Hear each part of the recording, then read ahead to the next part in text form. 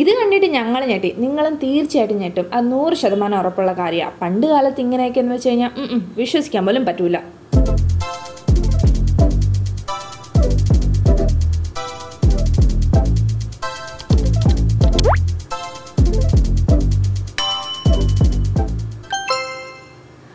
കൂട്ടുകാരെ, അപ്പോൾ ഒരു പുതുപുത്തൻ വ്ളോഗിലേക്ക് വീണ്ടും നിങ്ങളെ ഞാൻ സ്വാഗതം ചെയ്യുന്നു. അപ്പോൾ ഇന്ന് ഞങ്ങൾ നിൽക്കുന്നത് ചെമ്പഴന്തിയിലാണ്. തിരുവനന്തപുരത്തുള്ള ചെമ്പഴന്തിയിൽ ശ്രീനാരായണ ഗുരു ജനിച്ചതും വളർന്നതും താമസിച്ചിരുന്നതുമായ സ്ഥലമാണത്.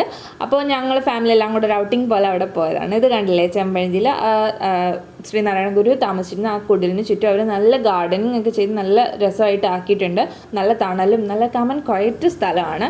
പൂജയും മന്ത്രങ്ങളൊക്കെ ഉണ്ടെങ്കിലും നിങ്ങൾക്ക് അവിടെ പോയി കഴിഞ്ഞാൽ ഒരു റിലാക്സ് തോന്നും, എനിക്ക് 100% ഉറപ്പാണ്. ഇതേ കണ്ടില്ലേ, ഇതേപോലെ നല്ല തണൽ മരങ്ങളും എല്ലാം ഉണ്ട്, നല്ല ഡെക്കറേറ്റീവാണ്. ആൻഡ് ഇവിടെ ഒരു കുഞ്ഞ് അമ്പലം കൂടിയുണ്ട് കേട്ടോ. അപ്പോൾ ഇതാണ് ശ്രീനാരായണ ഗുരു താമസിച്ചിരുന്നു എന്ന് പറയുന്ന ആ ഒരു കുടിൽ. ആൻഡ് ഇത് കണ്ടിട്ട് ഞങ്ങൾ തീർച്ചയായിട്ടും ഞെട്ടി. കാരണം പണ്ട് കാലങ്ങളിൽ ഞാനാണ് ഏറ്റവും കൂടുതൽ ഞെട്ടിയത്. കാരണം പണ്ട് കാലത്ത് ഇത് മൊത്തം ഉണ്ടാക്കിയിരിക്കുന്ന മണ്ണ് കൊണ്ടിട്ടാണ് ആ ഭിത്തിയൊക്കെ നിർമ്മിച്ചിരിക്കുന്നത്.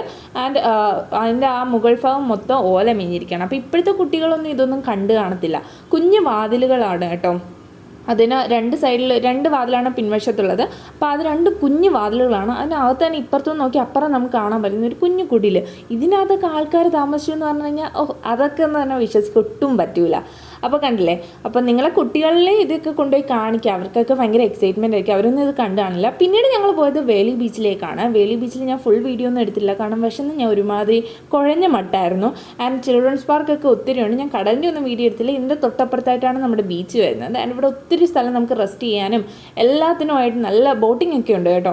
അപ്പോൾ വീഡിയോ ഇഷ്ടപ്പെട്ടെങ്കിൽ തീർച്ചയായും നിങ്ങൾ ലൈക്ക് ചെയ്യണം. കൂടുതൽ വീഡിയോസായിട്ട് വീണ്ടും കാണാം. അതുവരെയും ബൈ. സബ്സ്ക്രൈബ് ചെയ്യാൻ മറക്കല്ലേ കേട്ടോ.